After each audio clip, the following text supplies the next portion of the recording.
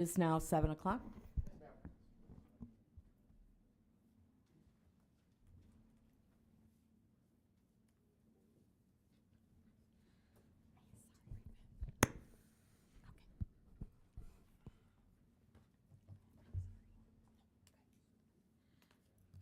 Hello, the time is now 7 o'clock, February 5th, 2026. I'd like to call the meeting of the School City of Hobart Board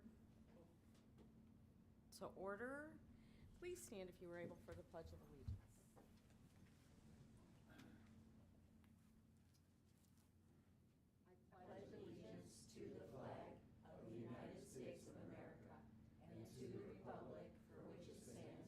All right.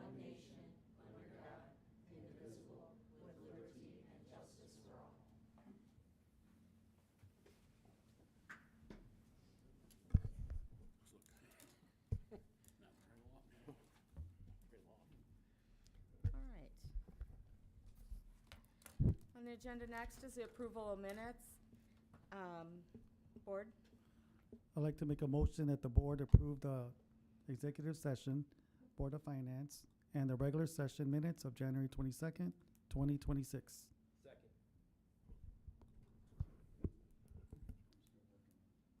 any discussion? You may vote.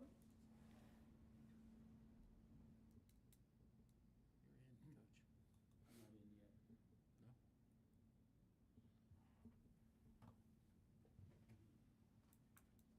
Raise it up, refresh, maybe? Yeah, hit your little refresh button up there. Let's see if we can get you in there. Dave isn't in either. Oh, you have lost.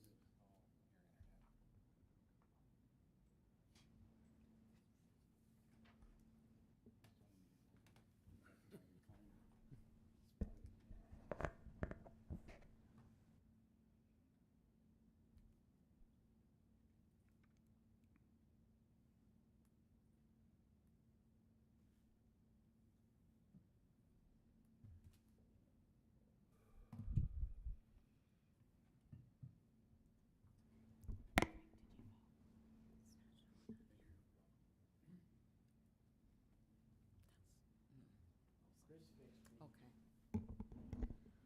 All right, that passes 4-0. Next item, financial reports, and we have none this evening, so we will move on. Next, are there any comments on agenda items from the audience? No, we'll move on to the next item. Personnel report is next. Mr. Ma?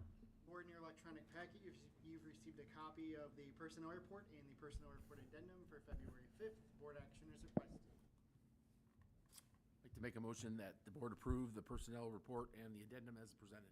Second. Is there any discussion? You may vote.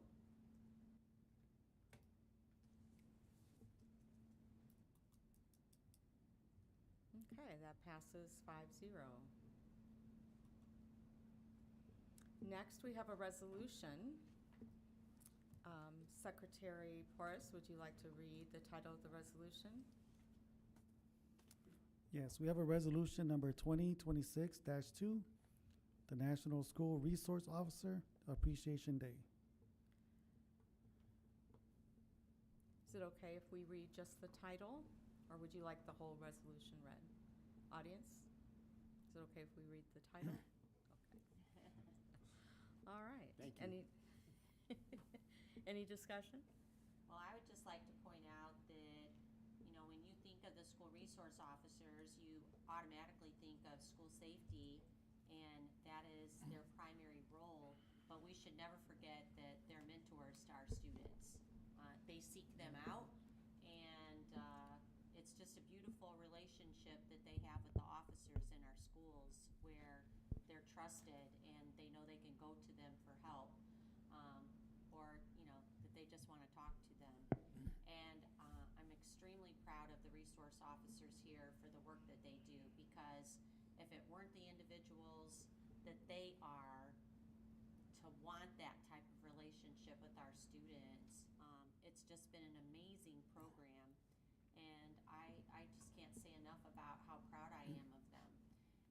does my heart good when I see kids going up to them and they love being recognized by them. You know, Monty White is out in the hall right now.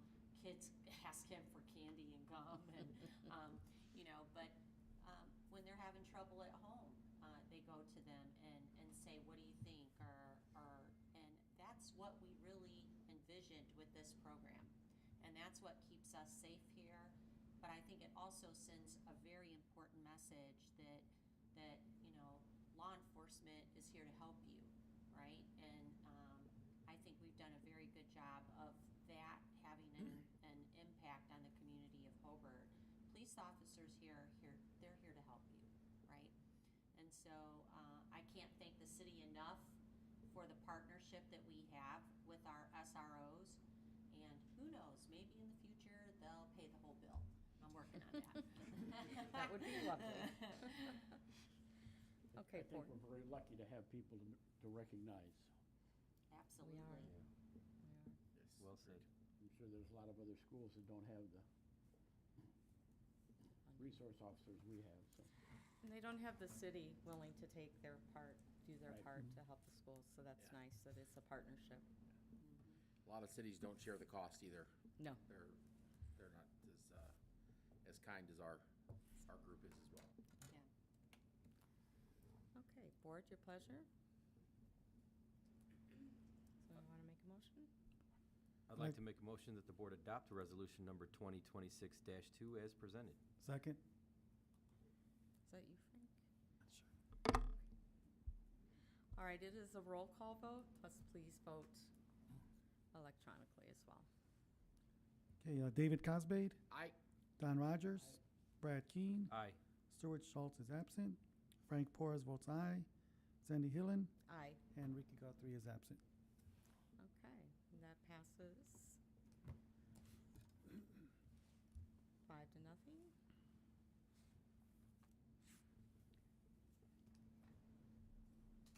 At this point, I want to mention that we do have 2 board members not here. One became a grandfather again tonight, so that was really something special for Mr. Schultz, and Mrs. Guthrie was unable to attend tonight, so I'm filling in for her for the first time ever. You're doing great, You're doing a great job. Let's just keep in mind her daughter's in sectional swim Right. tonight, so So something really important. go Brickies. Okay. Next on the agenda, we have a public hearing. I would like to open the public hearing on the determination of the need and potential sale of Ridgeview. Dr. Buffington or Mr. Longer? That's right. Mr. Longer will be assisting me at times during this presentation, and during this public hearing, we have some considerations for the board to take under advisement here as you're trying to make a decision. As you know, we opened Veterans Elementary in 2020, and we ceased to use Ridgeview at that point, except for the tenants that are in there, which offer preschool and after-school care, and I'll get to that in just a moment. So Mr. King, go ahead and go to the next slide. So let's take a look at some of the objectives here of selling Ridgeview. It's really no longer viable in the school city of Hobart operations due to age and cost to retrofit and upgrade it, as well as current demographics showing current facilities are sustainable for the enrollment that we have right now due to low birth rate and school choice. The next objective up there, operating fund deficits are greater with Senate Enrolled Act 1. Obviously, selling the building, you would get one, revenue source and then it stops. It's not recurring, but every little bit helps with SEA 1. And the cost of operations, it's another building in the facility that we're providing repair and maintenance for, utilities, and so that would offer some budget relief as well. Let's go to the next slide. So I'm going to explain all of these for you in detail, and if you have questions, please make sure that you ask. So this building was built in 1955, and as we were reviewing this building and looking at the time, there was like 4,200 students in Hobart, and then just looking at, were we going to add on to that building? And the problem that you have there, in terms of it, you could add on to it, but there's also space on the bottom. And so looking at the ADA compliance that would have had to have happened, and then looking at where would we put those additional classrooms and how many would we have to put on, by the time we did a cost analysis on that, it was practically what you could have built veterans for. And so here we were, we have a piece of property on Wisconsin Street. Are we going to retrofit a 1955 building for our needs at that time, or are we going to build on a site that we already own? And it was pretty close in cost for what we needed, and so obviously we decided to build Veterans Elementary. And so, there's a lot of things that you have to take into consideration when you're thinking about this. The infrastructure for the technology that we use today, but the biggest cost really was adding on those extra classrooms and the elevator cost, et cetera, that you would incur with the classrooms that are on the basement floor. So the cost to upgrade and retrofit the building for what would have been required today, it's not recommended in comparing it to construction cost. And so that's the approach that we took, and I stand by that to this day. We have a beautiful building that accommodates our needs for practically what it would have cost to try to retrofit that building. The building is not currently used for instructional purposes K-12 by our staff because Veterans Elementary replaced that facility in our inventory. The building's no longer required for district operations, and it's recommended to be removed from our active facilities inventory.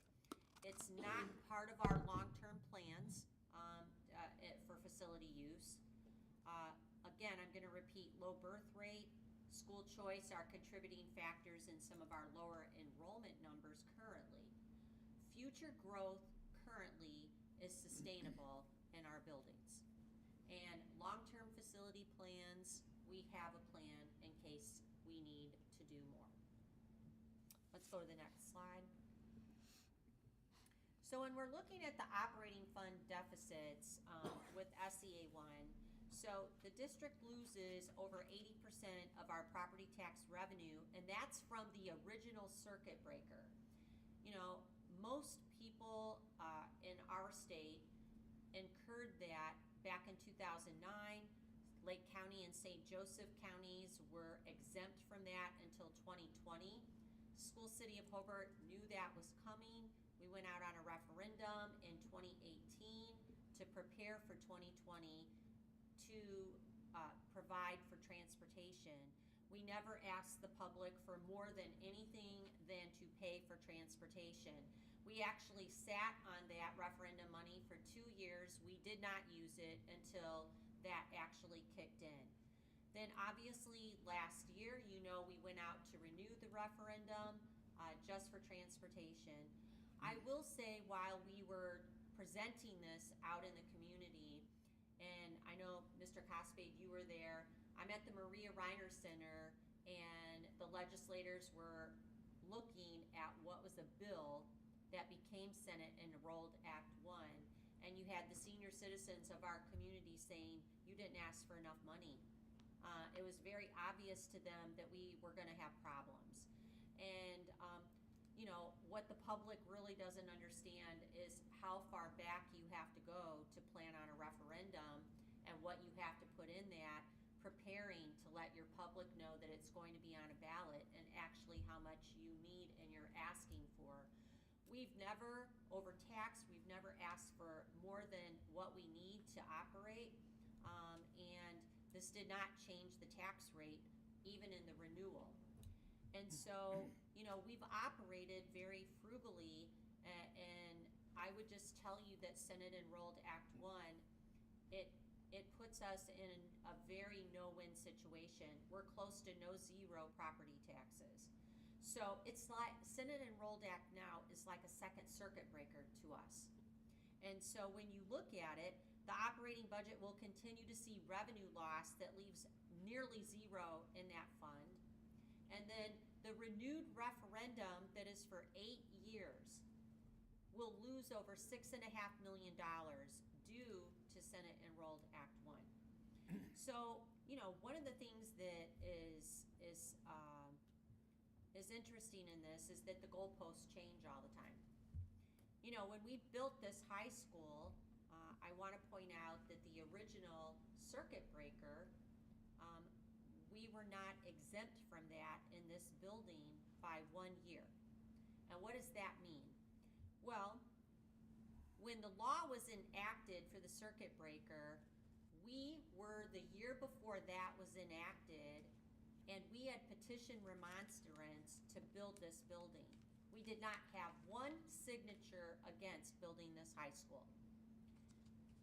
Fast forward a year later, and our neighbors that are around us were on a referendum, and their building and capital projects were exempt from the circuit breaker. We missed it by 1 year because of a rule change. And so, one of the things that I take great care in trying to explain to people, these are not things that we have done, right?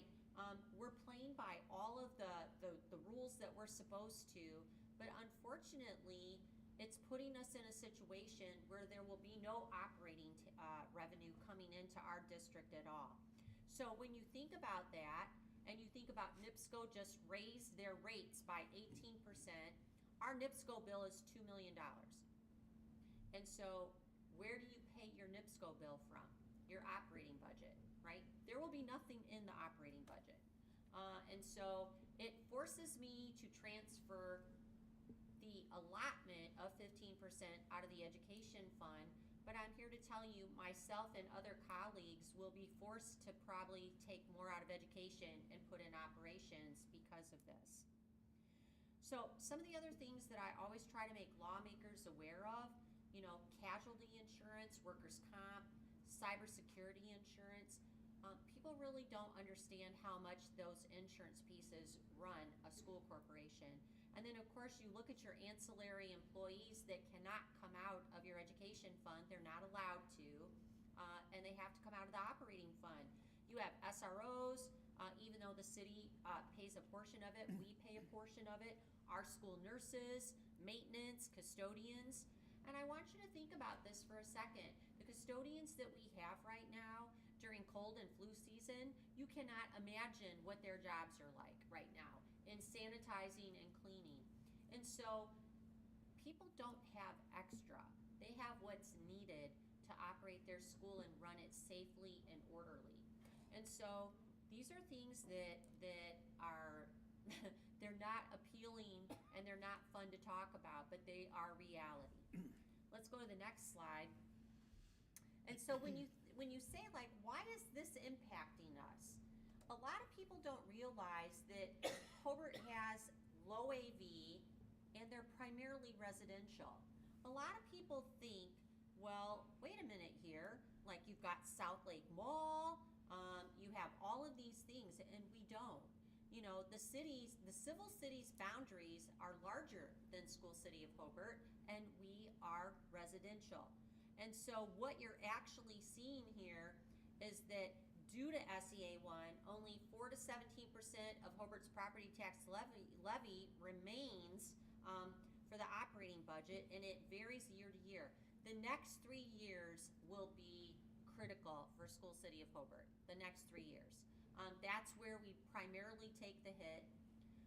And I was talking to people about this because, if you're losing 80% now, and the next 3 years leaves you at practically zero because it's 93 to 97% loss. I love that I'm going to get $199,000, and thank you for that.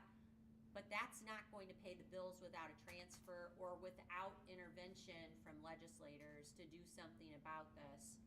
And so as I'm talking to people, they look past the 3 years and they're like, wow, even when your high school is paid for, you're still gonna be sitting at 74% property tax loss. Why? Low AV, highly residential, and other taxing units. There are other taxing units that we have to be aware of that affect us as well. So when you put that all together, it is the perfect scenario for why we land the way that we do. And AV, you're referring to assessed values? correct? Assessed value, Okay. yes, thank you. Let's go to the next slide. You can definitely see here where, you can start to see where this starts to, in 2026, where it starts to fall off. And it's just a scary proposition. And so when you're looking for solutions, not only talking to your lawmakers, and then you have to start problem solving on the inside.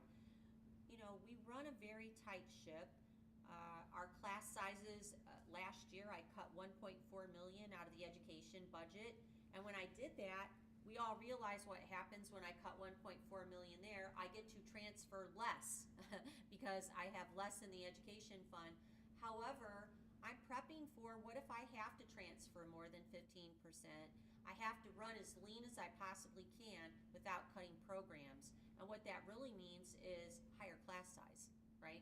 And that's what is ending up happening with that. Let's go to the next slide. And so what you see here are these unfunded credits. And then, like, if you're going to look at 2026, our projection of loss is 4.3 million. Well, our operating budget is about 9.5 million. I can transfer about 5 million out of the education fund. This is tough work, right? And so you have to be looking for some temporary band-aids and solutions to try to overcome some of this until perhaps maybe our lawmakers can take a second look at this and see if they can't figure something else out. When I share with a lot of people looking at the levy and what we levy for and what we can levy for our students, we are one of the lowest in the state. We're the 5th lowest, $348. The state is $2,200. In Lake County, we are like last. And again, I'm going to point out to you low AV, highly residential, and other taxing units.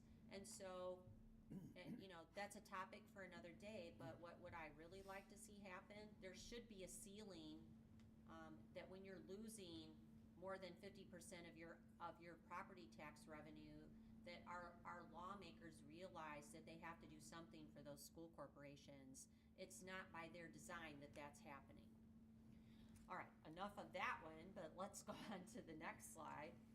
So cost of operations and repair and maintenance. Right now, it costs us about $68,000 to keep that building open right now, paying our utility bills, etc. That would be our internet's there, obviously insurance cost, our utility cost. Repair and maintenance cost around $20,000 at Ridgeview during 2025.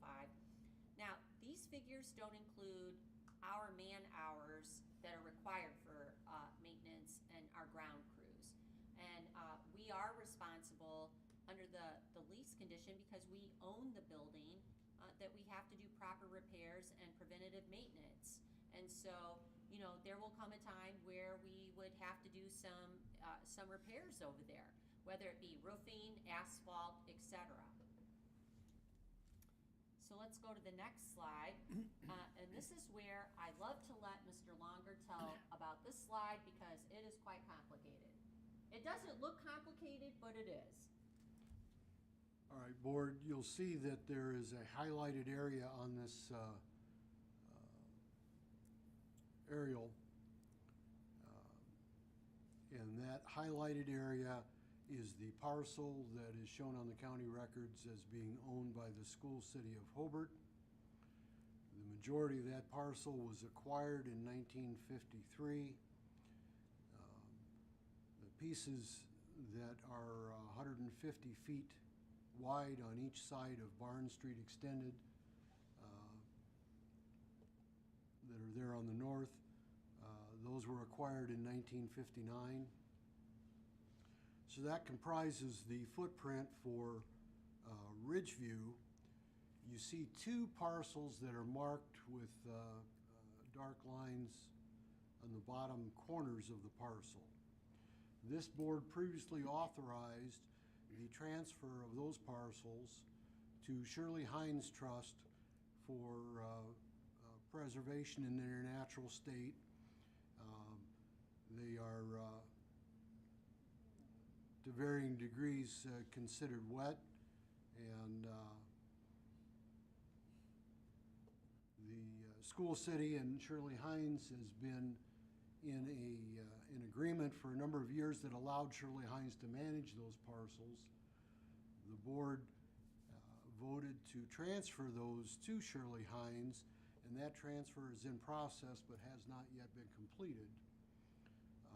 And we're waiting on some action from Shirley Hines to finalize that. So I have marked those out to indicate that those parcels are not included in the proposed sale of Ridgeview because their transfer is already committed to Shirley Hines. And the appraisals that were done did not include those parcels in the appraisal. So they're not included in the value that was placed on the parcel for Ridgeview. All right, thank you, Mr. Longer. Let's go to the next slide. So what is the current status and use of Ridgeview? And it's been this way since we vacated the building. Geminis Head Start uses the building, as does the Hobart YMCA. These are mainly pre-kindergarten, preschool. You do have some after-school activities happening there as well. We do let the Hobart EMTs use the space in the basement. They have some things there. Their simulation things are down there. And it's just an extra place for them to go when they're wanting to use their simulation equipment. And we were happy to allow them to use that because it's downstairs, and that age group will not be going downstairs. All right, there we go. Next slide. And so when we're looking at the appraisals, as Mr. Longer had already alluded to this, Vail Appraisal Group did one appraisal, and if I get the name correctly now, okay, Mr. Longer, Bochnowski. Bochnowski, thank you very much, Appraisal Group.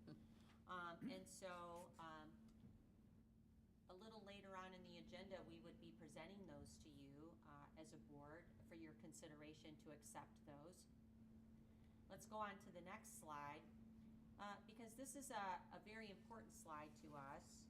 You know, when you're looking at your property and you've done, it's your property, and then it belongs to the taxpayers of the community. Once that building was vacated, unless it was being properly used and leased for educational purposes, which it was, our students can actually go over and use that simulation equipment by the EMT. Our preschool, our latchkey program goes over after school as well. And so we were well within our means to use that building as it was vacated for K-12 instruction. So if you did not have that building being used properly by what the statute would allow, then you would have to sell it to a charter school or a university for $1. And then when you start looking at the Indiana Code and looking at Chapter 7 and looking at what might exempt you from having to sell it to a charter school or a university for $1, it would be that you have to share your referendum dollars with a charter school. And so when we went out for renewal, we sent out to the charter schools that we were given a list that we would have to include and invited them to share in the proceeds of the referendum. 2 charter schools accepted that, and so therefore we fulfilled the requirement that would exempt us from selling the property for $1. Mr. Longer, I don't know if you would like to add anything else on that slide. I think that pretty well sums it up. The statutory provision Dr. Buffington is referring to, that we have complied with, it provides that if you have met those requirements, that exempts you from the application of the chapter, the entire chapter. Okay. All right, thank you, Mr. Longer. Next slide, please, Chris. So, I want to reference this because there is a part of the provision of that chapter that we informed the public and on what would be happening. And I do think that most of the board members here would remember this, and anybody in the public that came to one of the referendum presentations, it was in every presentation that we made them aware of who the charter schools were that would be participating in the referendum proceeds, right?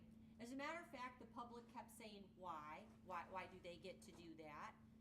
And because we were following the statute. And so I am giving you that's what the slide looked like. I have the slide deck there that you can reference.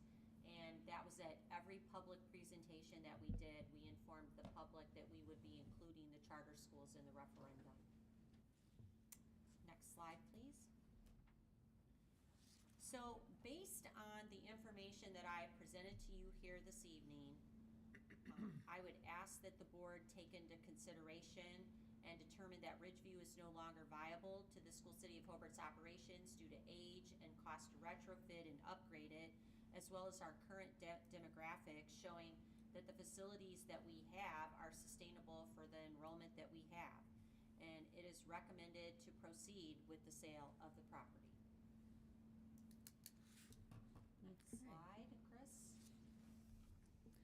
At this time, I'd like to open up the floor for discussion from the board and the public. Anybody interested in? I just have a question. In reference to the real estate people or experts that we've dealt with up to this point with this property, do we believe that there'll be any negative impact or a problem per se with the Shirley Hines parcels being taken away from that as a negation, is something maybe that would halter the sale? No, I think if you look at the appraisals that are attached to, I think, probably the next agenda item, you'll see that one or both of the appraisals addressed the parcels that we're talking about, indicated that, to the extent that they are wetlands or in a natural state, that they did not impact the value of the property. Okay. When the appraisals were initially done, okay, it was not clear to me that the appraisers understood that those parcels would be excluded. So I went back to the appraisers and I asked them to take a look at it with the understanding those parcels were excluded. One of the appraisers said it did not affect his opinion of the value of the property. The other one made a slight adjustment. So the numbers you have do not include those parcels, okay? And they did not have a significant impact on the overall value. And they were, they're not, it's not grass, it's not paved, it's just woodlands, really. Okay. And Now, to give you a little historical perspective, those of us who were here when we had wetlands that were created by a broken tile on this property, we had to exchange property with the Army Corps of Engineers.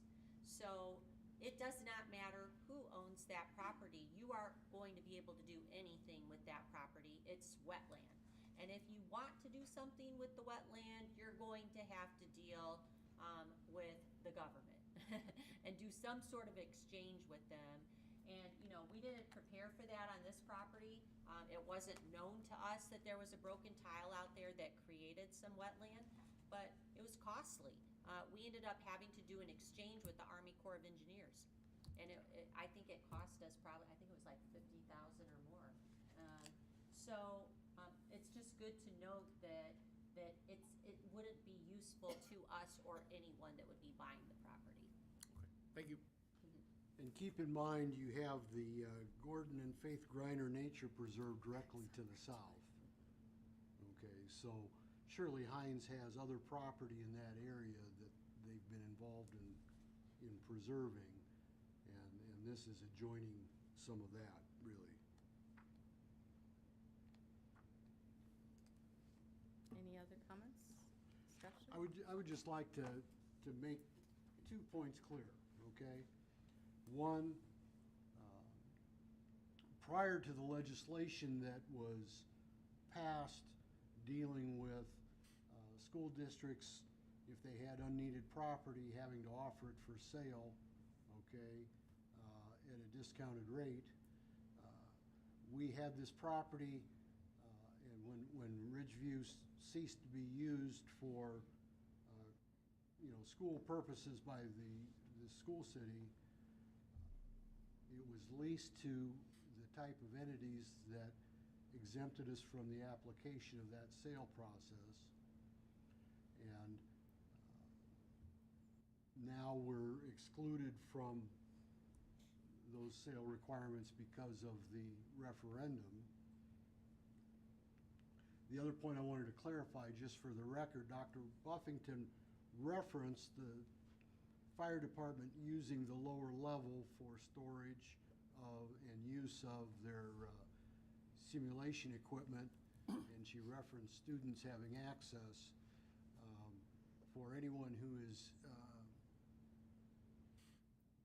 in the audience, either here or remotely, that may not be aware of it, the school city partners with St. Mary's and the fire department, and we have an instructional program that teaches EMT skills. And so this is not just providing space for the fire department, this is connected with an educational program that is offered by the school district. And so that qualifies, in my opinion. That's actually a dual credit class here at Yeah. the high school. Yeah. And so they are afforded the ability to go over and use that simulation equipment, which we're really thankful for. Okay. Anything else? Okay. I will close the public hearing on the determination of the need and potential sale of Ridgeview. Next item is a recommendation and acceptance of appraisals of property. These are the appraisals we discussed that Mr. Longer talked about in the presentation. Board, you have attached copies of the appraisals. And I'd like to take a moment to explain that both Buknowski Appraisal Company and Vail are well-known appraisers in Lake County and adjoining counties, and have both been in business for decades. And the school city has used them in the past on multiple occasions on my recommendation. Mr. Vail is, to a large extent, the go-to person in Lake County for appraisals for condemnation purposes. And he has extensive experience in testifying in court in support of his valuations. And so I requested that each of them provide an appraisal of this property so that the board could have some understanding of its value and the implications of selling the property in terms of revenue generation. And prior to rendering their appraisals, they toured the building with Ryan Snedeker and myself, and had an opportunity to inspect the building and the both inside and outside. And so that, you know, their appraisals were based on a current inspection. And as you can see, we have two appraisals. One set the value at $1,300,000. The other set the value at $1,242,000. So for purposes of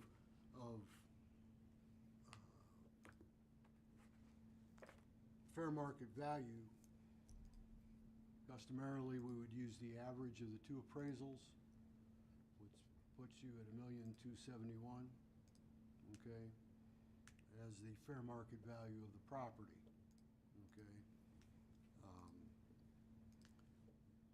Based on the work they have done, my review of the appraisals, that was the work product, and the reputation of each of these appraisers, I would recommend that the board accept each of these appraisals at this time, and that acceptance of the appraisals is a necessary step if you're going to use those appraised values in determining fair market value. So I'm recommending that the court, or the board at this time, accept these appraisals. Board? I recommend the board accept the appraisals for Ridgeview School as presented. Second. Discussion? Okay, without any discussion, you may vote. Thank you, Mr. Longer. One of the reasons for the relatively quick turnaround on the appraisals was because the two of them had just recently completed appraisal of another school in another district. So they were familiar with the comparables because they'd already researched some of those in connection with that appraisal.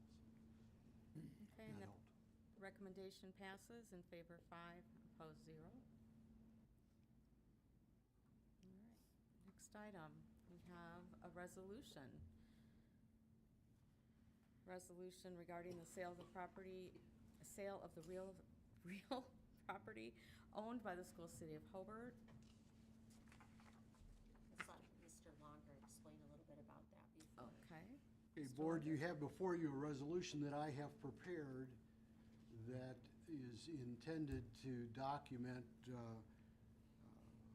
what we are doing and the findings necessary if the board determines that it wishes to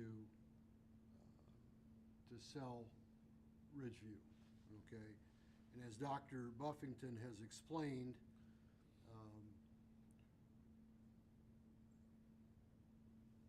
you know, we've not been compelled to sell that property up to this point, but under the School Powers Act and arguably Home Rule, you have the power to sell property if you find that it is unneeded. So in order to be able to sell the school, the board needs to determine that the property is not needed and it's not currently being used by the school city for instructional purposes. Dr. Buffington has explained that we don't anticipate a need for that building based on our projections for future enrollment. So the board, I think, has enough information to permit it to make a finding that it is unneeded. Although we've kept it up to this point, we can no longer afford the luxury of having the building, even though it's exempt from sale, and bearing the cost of maintaining that property. Okay, so the resolution includes a determination that the property is not needed. It includes a reference to acceptance of the appraisals, and it includes language finding that the property is excluded from the application of 20-26-7.1, which would require us to offer it for sale at less than fair market value.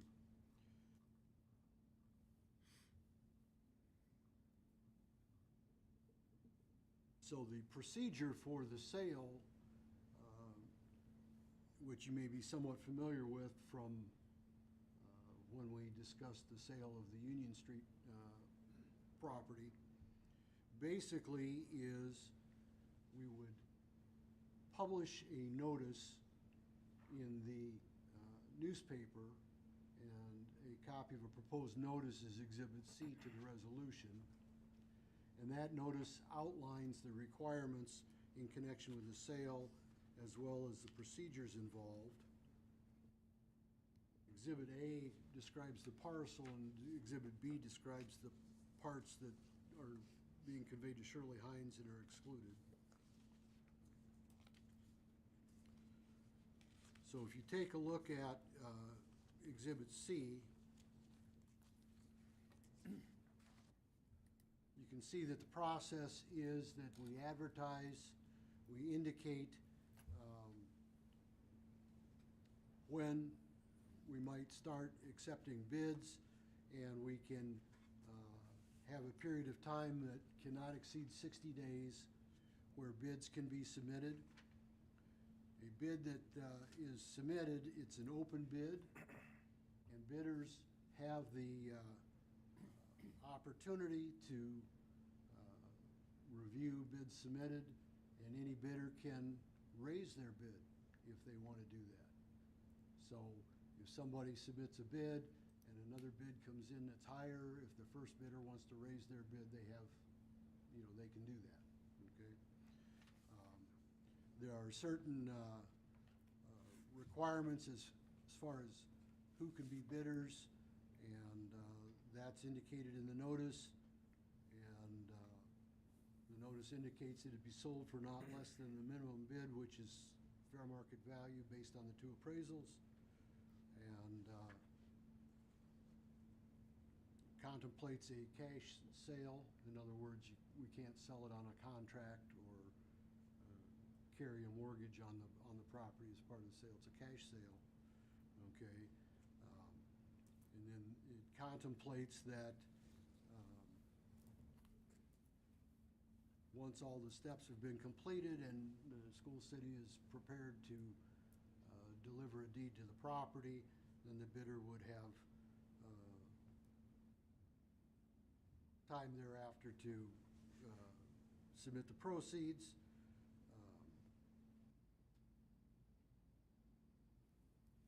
The board reserves the right to reject any and all bids.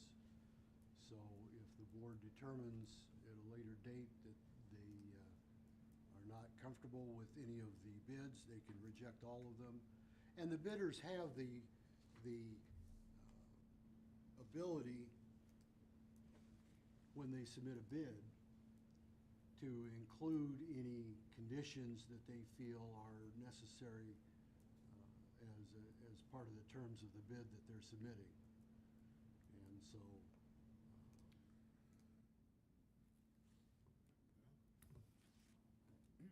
there may be a condition attached to a bid that would cause the board to determine they don't want to accept that condition and then reject the bid. So it's a possibility. So the resolution is intended to authorize the publication of the notice.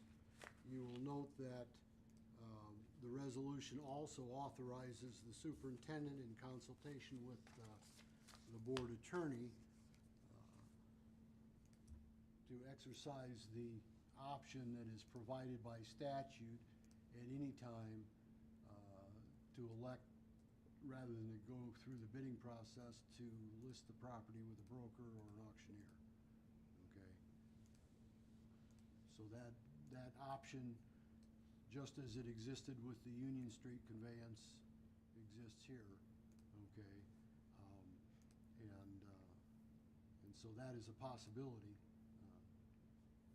But in the absence of that, then we would publish the notice twice in the paper, and then we would see what we receive as far as bids, and the period of time that is open for acceptance of bids cannot exceed 60 days, but the bidding period can be closed sooner than that.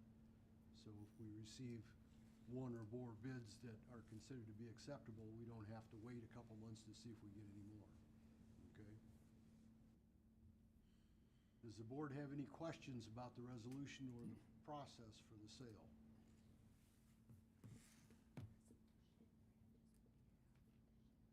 Now, technically,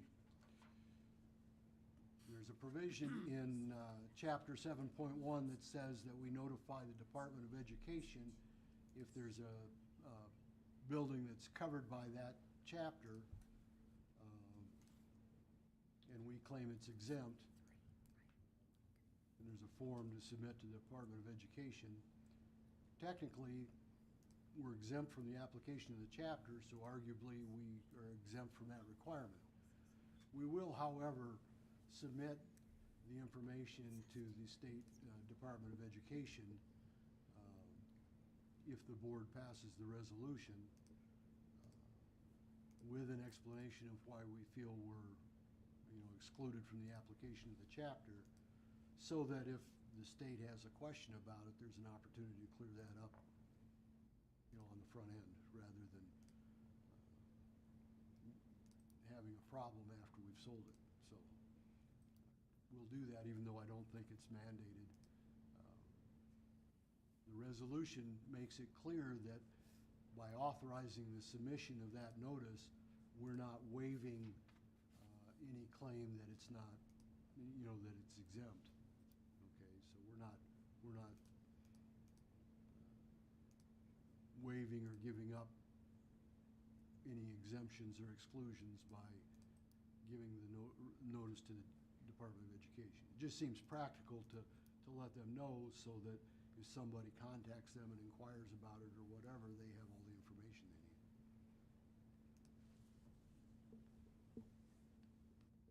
Okay, is that everything?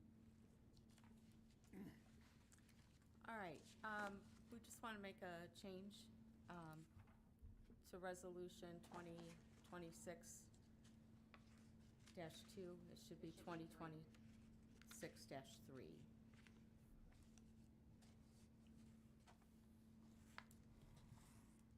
So Secretary Perez, would you like to read the title?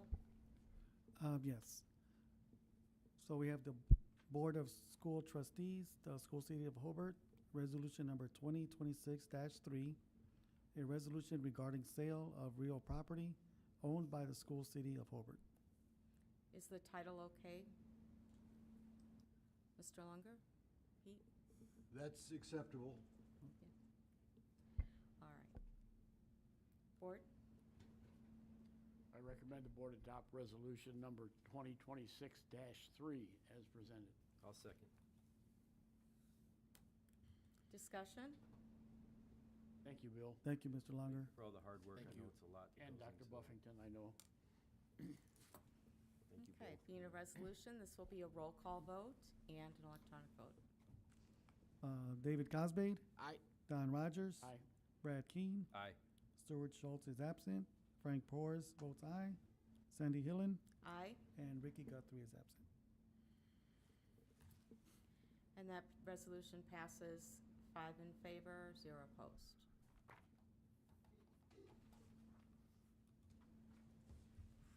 The next agenda item is a recommendation to accept Hobart Redevelopment Commission Education and Worker Training Grant. Board, in your packet, you have a copy of the grant award for $26,000. These grant awards, the grant funds will be used towards the purchase of a TriCaster, Vision, and VizConnect audio to support the high school's radio and TV program. The TriCaster uses the latest technology, which, by the way, we needed an upgrade down there, and we are forever grateful for this grant because it is costly equipment. And so the TriCaster will allow us to combine audio and video from multiple sources along with graphics to produce a professional level broadcast. Tammy May does an incredible job of writing these ancillary grants for us, like Project Lead the Way and this Redevelopment Commission grant, and we are just proud of her. Thank you to Chris, who's always our sidekick too, as we're trying to figure all of the cost and the proper equipment that we need to do the upgrades. So with that being said, I would ask that the board accept the grant from the Hobart Redevelopment Commission. Like to make a motion that the board accept the grant from the Hobart Redevelopment Commission and authorize the superintendent to execute the necessary documents. Second. Okay, board, you may, any discussion? Just pass our thanks to Tammy May for Definitely, his thank you. hard work. And if you need any details about exactly what this piece of equipment does, Chris will give you a quick lesson. All right, you may vote. And that passes 5 in favor, 0 opposed. Next item on the agenda. We have an overnight extended study trip for the Key Club State Convention. Dr. Buffington. Board, in your packet, you have a copy of Key Club being able to attend the State Leadership Convention down at the Crown Plaza Hotel in Indianapolis, February 27th through March 1st. It doesn't exactly get us through the bad weather, but I'll be monitoring that. And they would travel by school bus. Miss Musa will be in charge. They'll participate in workshops, learning about servant leadership, and bring back what they learn. I highly recommend this, and obviously I would let you know that if there were really bad weather, I would have to cancel it. I don't like doing that, but I will say, to hold truth on my word, the theater production got postponed, and the state even postponed it. So yeah, you can be rest assured that we watch the weather very carefully for these sort of trips.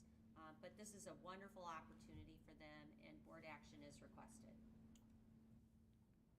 I'd like to make a motion that the board approve the overnight study trip for the Key Club to attend their state leadership convention in Indianapolis as presented. Second? Was that you, Dave? Yep. Discussion? Hope they I have a would good just time. like to say real quick that I think it's amazing to see how Kiwanis helps support the Key Club in the fashion that they do. And tonight was their biggest fundraiser of the year. And I stopped in there before I came here and to see this young lady, Grace, singing, and the number of people in this community that show up for that to help support our students is really, really something that's special about being a Brickie. And our great students that went and served and then made it to the board meeting. So thank And you you, went and girls. served too? I didn't see you. Shujing. I was in the back scooping chili. Oh, bless your heart. This is the first year I didn't work it, so you probably picked up where I was Yeah, going. Good job. Anything else? Okay. You may vote.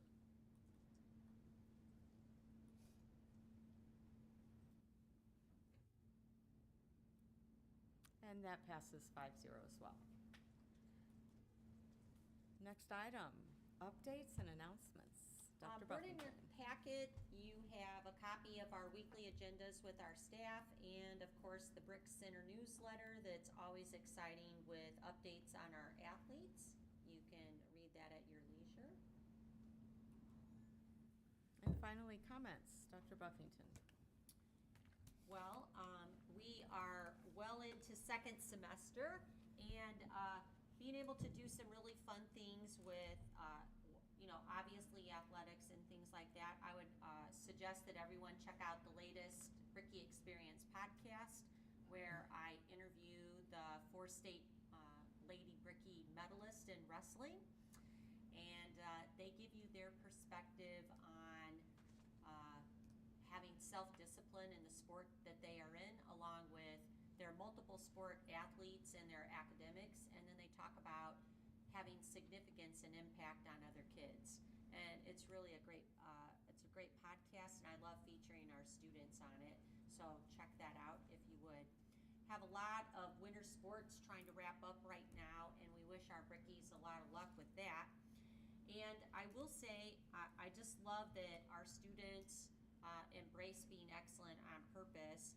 And so tonight, at our school board meeting, I was so glad that Shu Jing came, because tonight Shu Jing is going to get a Be Excellent on Purpose award.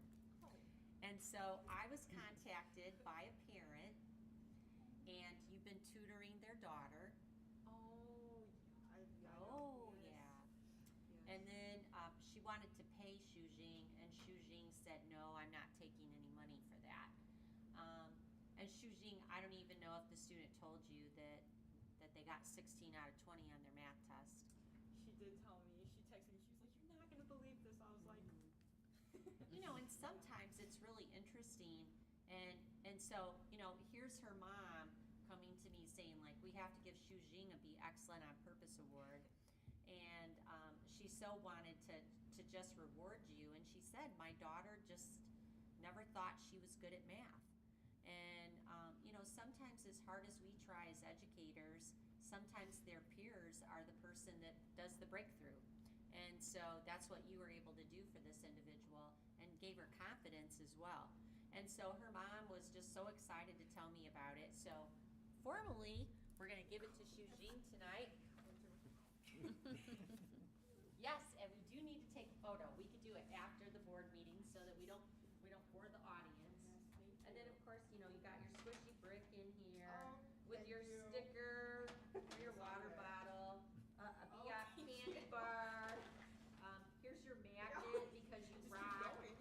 Yes, and here's more like I love my school and being excellent on purpose sticker. I love it. All right. Thank you so much. Great job to you. Very proud of you.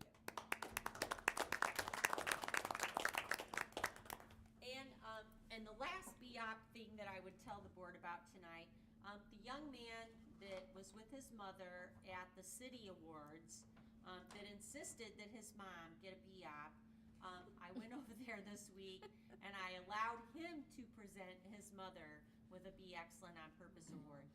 And that obviously was noticing and calling us when the crossing guard was not doing well, and she noted that and probably saved his life.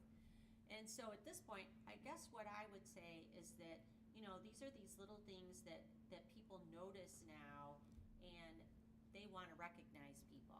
And so that makes me very happy. And, we were well into the 2,000 last year. I'm sure we'll surpass that this year. And I'm just proud of our students for trying to be excellent on purpose.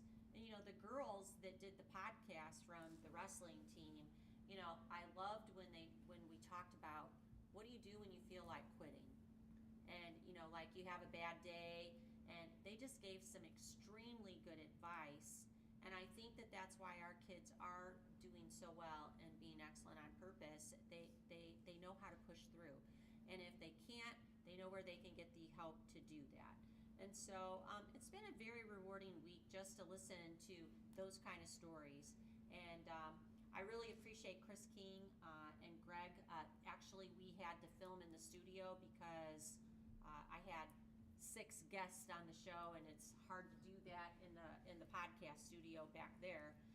But we had a great time at it, and I just think that we can all just say this is what makes this community strong, is that we have people that want to help other people, like Shujing, and they want to serve other people. They want to be excellent on purpose. So I just thought I would share that with all of you. And if I forgot anything, I'll just chime in when the other people talk. Chris? Well, I want to thank Tammy May as well for writing that grant, plus everything else that she does. I mean, she writes these grants every year, plus additional grants, and she seems to always get them, which is fantastic. But she also does so much of our technology training. She does tech work itself, fixing things, always with a smile on her face. She's really a fantastic person, and so I'm very grateful for everything that she does.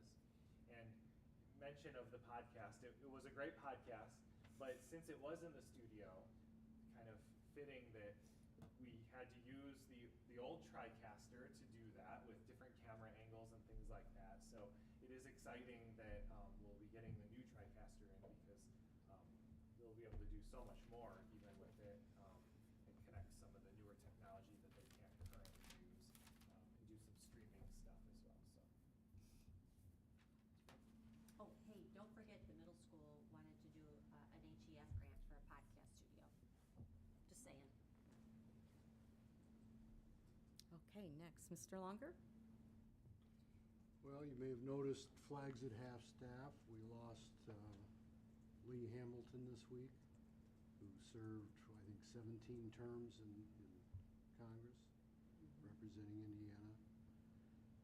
Monday, we also lost retired Canine Officer York. So if you see Jared Havens, you might extend your condolences.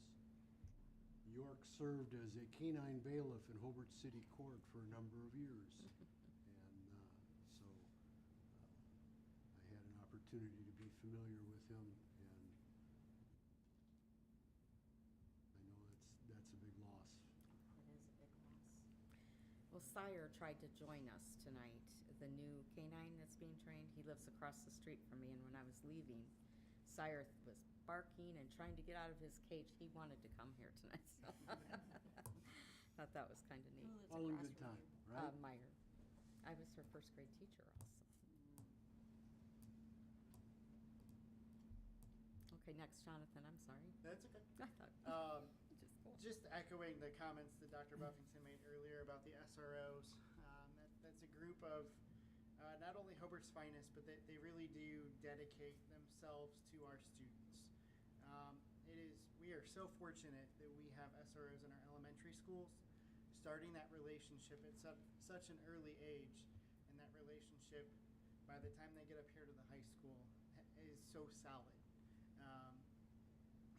Those officers, seeing them in the community, at the markets and different things like that, we're just so fortunate, and I'm appreciative of their efforts during the school day, but then also in the evenings and on weekends when things are happening. They're a call away,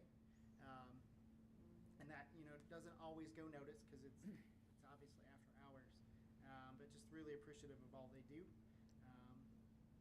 And it was nice to see you all because it's been a while. Welcome back. Dr. Krieg. I too would capitalize on that sentiment because Dr. Buffington had us administrators today in cabinet read several articles, watch a video, and one of the comments that one of our colleagues made was how it can be very challenging because nationally, as we know, there's not necessarily a positive example set in how discourse takes place and things of that nature. And I bring that up as a means of saying I think we can locally set those examples, right? And it's unfortunate the things that we turn the news on and may watch or read in the newspaper, but at the same time, these positive interactions you see with our SROs and with our community members serving and student board reps singing and serving chili and Kiwanis meeting with our student body. I think those are the things that we do. And to Dr. Buffington's point, being excellent on purpose, it's culturizing. And so I can't say that all this stuff out there is, rainbows and butterflies, but we're doing what we can with what we've got here, and I'm very thankful for that. Okay, Mr. Crosby? All right. Last week, we had a Education Foundation meeting, so just passing along a couple highlights from that. We do still have an open board position for president, so if anybody knows anybody who might be interested in that, definitely looking for someone.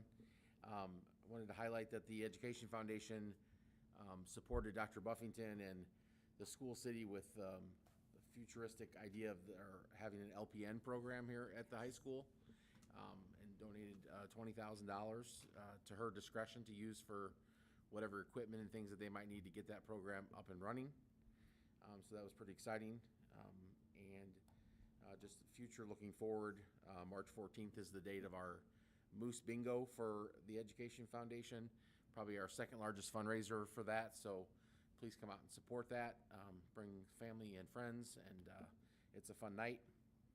I haven't heard anybody else mention it, but I wanted to recognize publicly congratulations to our two young board reps who were both announced as Hall of Scholar winners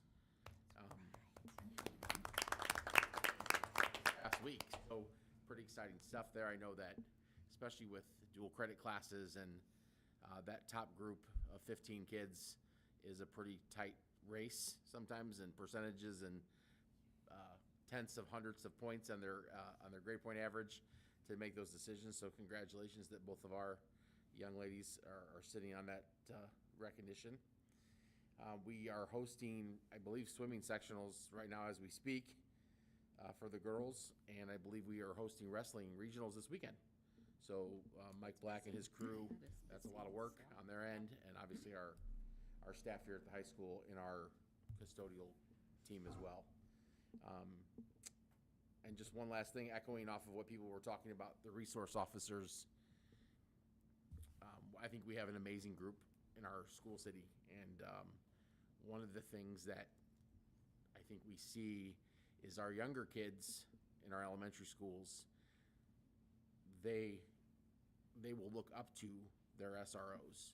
They are like a safe space, almost like a hero to them in some aspects. And they see them in that. So you're teaching kids at a young age to respect police and to know that they're a positive thing. And when you get up to your older group of kids here at the high school or middle school, kids that are struggling and have problems, whether it's at home, whether it's in their personal lives, they make those relationships, and I think that they have somebody that they can turn to. And I just think that's tremendously impactful. And our group is an amazing group, so just like to highlight that. Before we go to Coach Rogers, anybody from the audience have a comment? No? Okay. Mr. Rogers? I'd just like to thank that whole side of the table over there for all the work they've done, because I know it's added more stuff when you add, a 5-hour trip down to Indianapolis and back and sit in with people that sometimes don't really care that you're down there, although you hope they do. They were receptive. We're doing what we can. And also the extra work on the selling of, or the stuff necessary to sell Ridgeview. That's very important. And I think that Tammy May, not only this award here, which was substantial and according to Chris, very important, I think she needs to be up. We will do that. Yep. Yes. I would agree with that. She's gotten them before, but we'll make sure she gets another one. She could have wallpaper. Okay, Mr. King? I echo everything that they're saying. I totally agree. The administration, you guys work very hard. You do a very good job. Really make our jobs easier on this end because you keep things so neat and tidy. We appreciate you very much. From a parent's perspective, from the SROs, we appreciate the critical role they play in school safety as well. More so than just the interactions with the children, knowing that they're here and that they're using their trained eyes and their skill sets to make sure that the schools are safe and secure and that the students are protected is very appreciated. It grants a peace of mind as a parent of 2 children in the school district to me to know that they have those eyes watching them. So I appreciate them, and I'm glad that we have them. Shushay?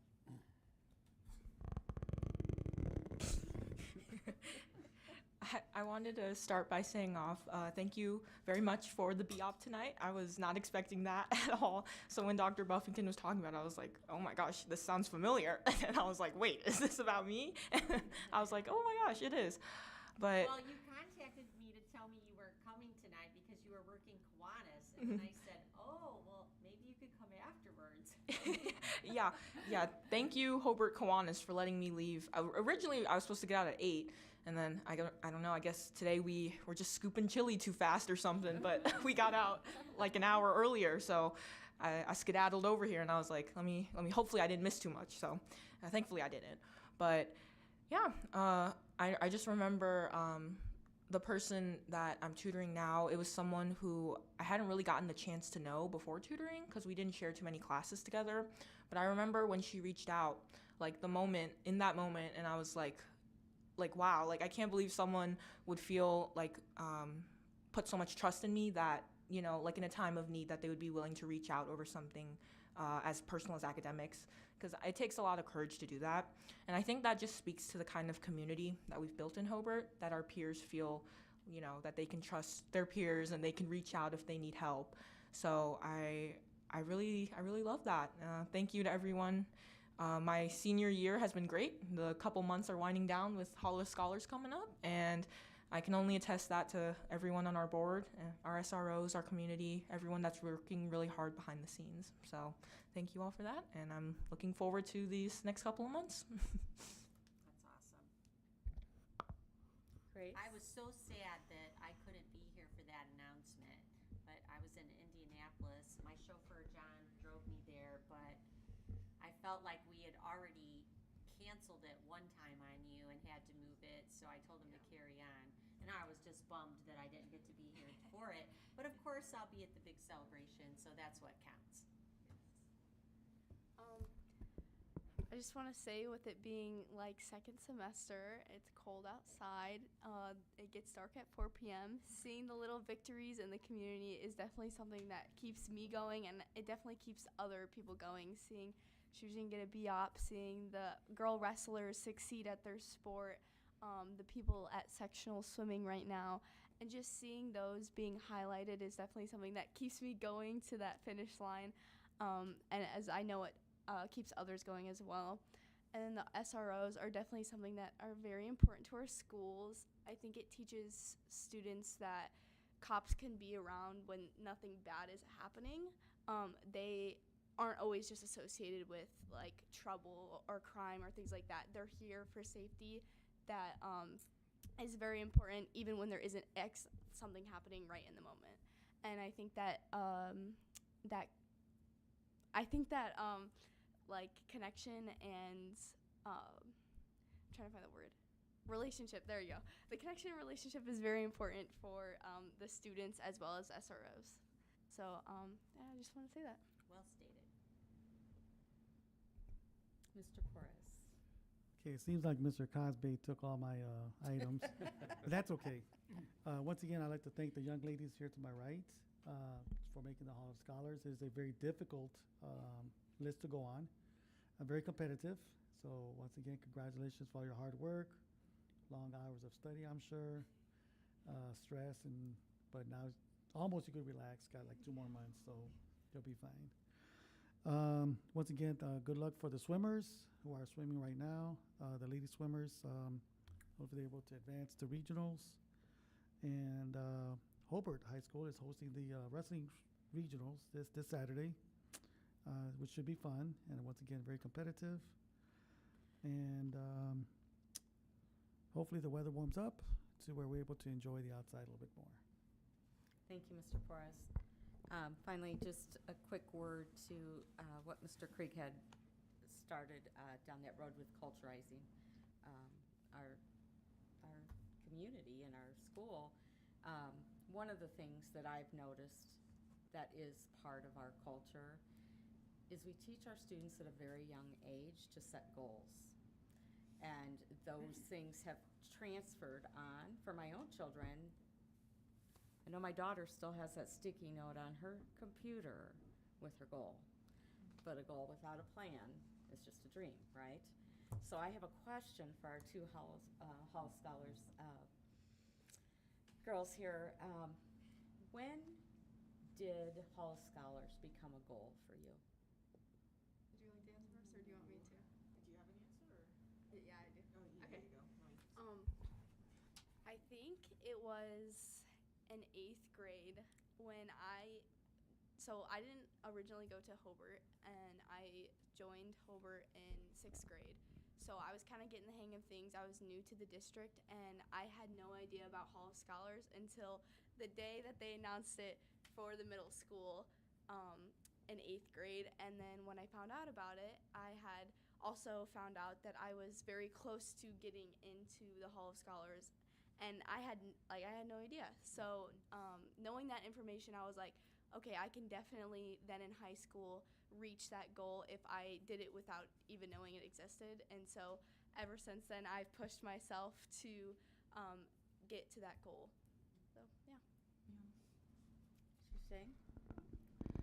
I think for me, it's always been a matter of, even if I didn't necessarily know about Hall of Scholars at the time, like, whether I was in middle school or whatnot, I know a goal of mine, just personally, it's to always do my best, always put my foot forward, no matter what kind of obstacles are in the way or whatnot.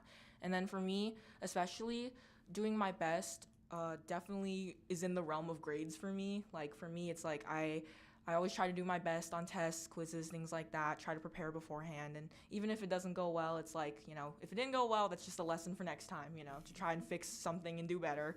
So I guess somewhere along the way, like the hard work, on paper, through tests and things like that, kind of transformed into a vision of, what's the step beyond that? I'm working hard now, like what's the end goal for me? And then it just worked out that Hall of Scholars is something that helps recognize, like, like the top 15 and whatnot. So that ended up helping, but I just know no matter what, like for me, it's always been just do your best and work hard. And then along the way, you'll find those opportunities that will open doors for you. So, yeah. Thank I, you. I do want to say with Xu Jing today, I did use your example with the upperclassmen mentors. So we met with the mentors today, the upperclassmen that are challenged to mentor the younger classmen, and they were not in good spirits today. And, I had to remind them, and, as an educator, we see this pretty regularly where kids are not doing their best, and we don't give up on them. And so I had to really rein them in with the other two sponsors. I'm trying to help them. They are just bummed. They're like, these freshmen are not listening to us. And I said, well, you were in that place before, right? And so don't give up on them. But I was able to use your example of how you were able to help a peer. And sometimes you don't know that you helped that person until sometime later. And so we had some good discussion, but Xu Jing, you may want to come to the next mentor meeting because we could use a little more, right?